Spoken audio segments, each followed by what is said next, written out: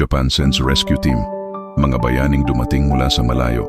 Sa gitna ng pagdadalamhati at pag-asa, dumating ngayong umaga sa bansa ang mga Japanese rescuers upang tumulong sa paghahanap ng mga nawawala matapos ang malakas na lindol na yumanig sa Visayas at Mindanao. Habang papalubog ang araw sa Mactan Cebu International Airport, bumaba mula sa eroplano ang mahigit 60 miyembro ng Japan Disaster Relief Team. Nakasuot ng unipormeng kulay abo at bitbit ang mga kagamitan sa paghahanap at pagliligtas. Kasama nila ang mga K9 rescue dogs, mga gamit panghukay, thermal scanners, at medical kits.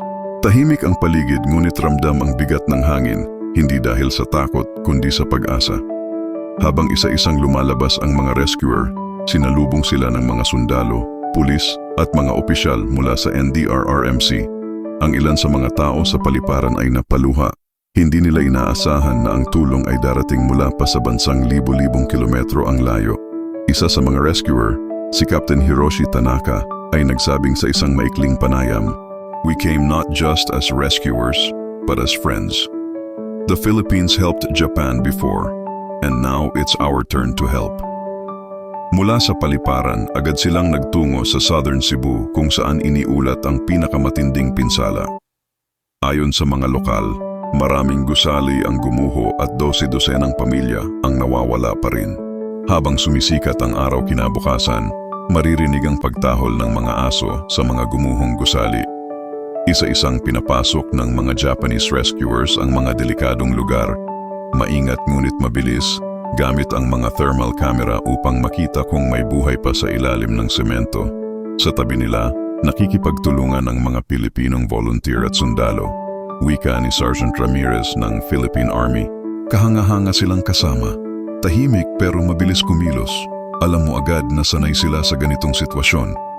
May isang eksenang humaplos sa damdamin ng marami. Nang matagpuan ng mga rescuer ang isang batang babae na halos 3 araw nang nawawala. Nang marinig ng mga aso ang mahinang iyak, agad silang tumugon.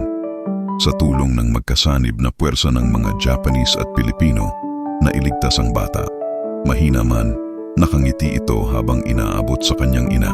Mabilis kumalat ang balita sa social media. Mga larawan ng Japanese team na nakaluhod sa mga guho, mga kamay nilang puno ng alikabok, at mga mata nilang pagod ngunit determinado. Sa bawat komento, paulit-ulit ang mensahe, "Arigato, Japan. Salamat sa inyong malasakit." Sa pagtatapos ng araw, hindi pa rin natatapos ang operasyon. Ngunit ang presensya ng mga banyagang tagapagligtas ay nagsilbing liwanag sa dilim ng trahedya. Sa gitna ng pagkawasak, may mga bagong koneksyon na nabuo, hindi lang sa pagitan ng dalawang bansa, kundi ng mga pusong marunong magmalasakit kahit sa hindi kakilala.